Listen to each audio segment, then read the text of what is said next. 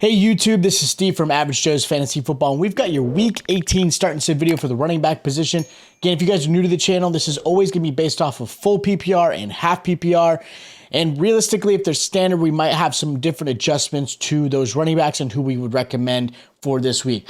Now, being that it's Week 18, there are some things that you have to play into this. There are teams that may not play any of their starters based off of end of season. They have no reason to play them. They want to play the rookies, maybe some backups, or they've already locked in their playoff spots and they really have nothing to go for. There are still a lot of teams that have playoff implications. There are teams that obviously are still playing their starters. So again, make sure you pay attention to any news outlets, whether it be through us, whether it be other channels, websites, Twitter, whatever it is, to make sure you guys are getting the right person in your lineup. Now, these are your obvious starts at running back that I recommend this week. Now, as of right now, these running backs are starting. Nothing has been changed. Some of these guys are fighting for a playoff spot. Some are fighting for playoff seeding. There's a lot of good stuff there, so I like these running backs as your obvious start. Now, the first running back I recommend as a good start this week is going to be Zach Moss versus the Texans. Texans are the worst against stopping running backs. They're allowing league worst 141 yards on the ground.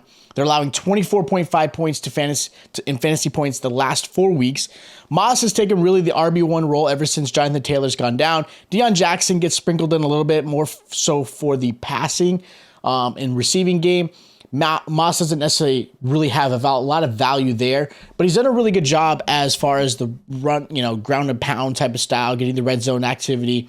I like him this week. He should get you about 70 to 90 yards on the ground, sprinkle in a touchdown, have you a nice little RB2 roll there. So I like Zach Moss a lot this week against the Texans. Now, another running back I like is Cam Akers versus Seattle. Seahawks are not a great defense against the run. Akers had 2 touchdowns and 19 points earlier against them this season. And right now, Seattle's allowing 115 yards on the ground, 5.4 receptions per game. And this is something where I believe Akers should have at least a touchdown in this game, at least 80 to 90 yards on the ground, maybe sprinkle in 2 or 3 receptions, and again, get you to that 15 to 18 point range, which is where I expect Cam Akers to be at. I like Akers. I think this is really something that obviously, the Rams really want to use. There was obviously that whole sort of breakup at the beginning of the season, and he's really kind of come around. The Rams are finally realizing what he's been able to do and produce for them. So I like this one as a nice little matchup. Seattle has a lot to play for. Rams want to ruin that, so I like this matchup. Another running back I like is Najee Harris versus the Browns. Najee had 15 points earlier this year against Cleveland. He's been averaging about that same, about 15 points the last 3 games. So he's been a really solid mid to top tier running back 2, maybe a low RB1 depending on what happens there. And this is a big game. Steelers are playing for a playoff spot, depending obviously some help, but they are playing for a playoff spot. So this is a big one. Cleveland obviously wants to play spoiler and try to ruin the Steelers' opportunity to actually make the playoffs. But Browns are allowing 117 yards of the game. I expect a 15 kind of point range. That's where I'm kind of seeing Najee in this one. So I like him a lot as far as a nice recommended start. Now, the first sit I'm going to have is going to be Corey Clement versus the 49ers. It would have been James Conner had he played in this game, because even then I think James Conner would have been a good sit. But Clement's supposed to be realistically mixed in with Ingram. But last week when Conner got sat down, Clement took pretty much 29 of the 32 shares that was allowed for the running back. Ingram didn't really do anything. He was there. He never touched the ball. Clement should get a little bit more action. Even if you have to desperately start him or Ingram, those are 2 I would definitely look at some other options. 49ers are the best against the run. They're holding running backs to 10.94 points a game. They're only allowing 61 rushing yards. This is really tough. You got to know Murray. You probably won't have Hopkins in this one as well. There's just a whole lot going on with Arizona that I'm not looking to start him at all, but I wanted to mention because some people may be putting him in thinking he might be a good fill-in for James Conner.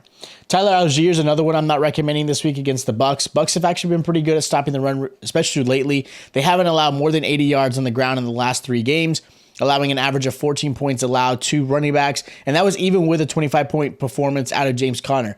You take that away, I mean, they've done a really good job against the run. Bucks don't have a lot to play for, really, except for possibly trying to keep a win streak going. But I do see Algier obviously getting the ball. They still wanted to utilize him. They want to still see what he's able to do. He's at, I think, 900 rushing yards right now, so he's just under that 1,000-yard mark. And, as a running back, especially as a rookie, you probably want to get to that point. Probably has some incentives there. You always got to think about incentives that are out there that these players are trying to fight for to get a little extra, cash in their pocket. But I don't like this matchup for Tyler Algier at all this week, so I'm looking to sit him. Now, Jamal Williams is another running back I'm looking to sit against the Packers. Packers actually, as of late, have done a really good job against the run. They haven't allowed more than 65 yards on the ground in the last 4 games. On top of that, they've only allowed an average of 11.7 points to running backs. Jamal has done a really good job. He's been a phenomenal running back this season out of nowhere. He's one of those sneaky plays, 15 touchdowns on the ground, just shy of 1,000 rushing yards, and that's even with DeAndre Swift in there. Now, obviously, Jamal took a lot more action. I think last week he had 144 yards on the ground. They did a phenomenal job against the Bears defense, but Packers have done a really good job. Now, this game is going to be fun. Depending on how things play out earlier for Sunday night, I really am looking forward to this Sunday night game with the Lions and Packers because there is playoff implications, so I really like this one. The only thing that I would say, if you have Swift, you may want to play him, but even then I'm kind of hesitant on because Swift does add value as far as really the passing game. He adds that extra 5 to 6 receptions based off that.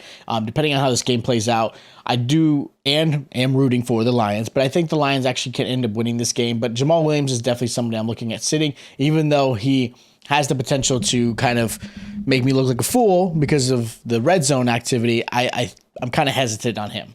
Now, a nice little sleeper is Latavius Murray versus the Chargers. As of right now, he's still playing. Murray struggled early this year against, obviously, the Chargers. I think he only put up 7.4 points, but he's become more of a bigger asset to this team. The Broncos have used him a lot more. He's been getting a lot more touches. So I like this one. In the last 6 games, Chargers have also allowed 16.6 points to running backs and 126 yards on the ground. So the matchup is actually pretty good for him. We'll see how this plays out. Again, the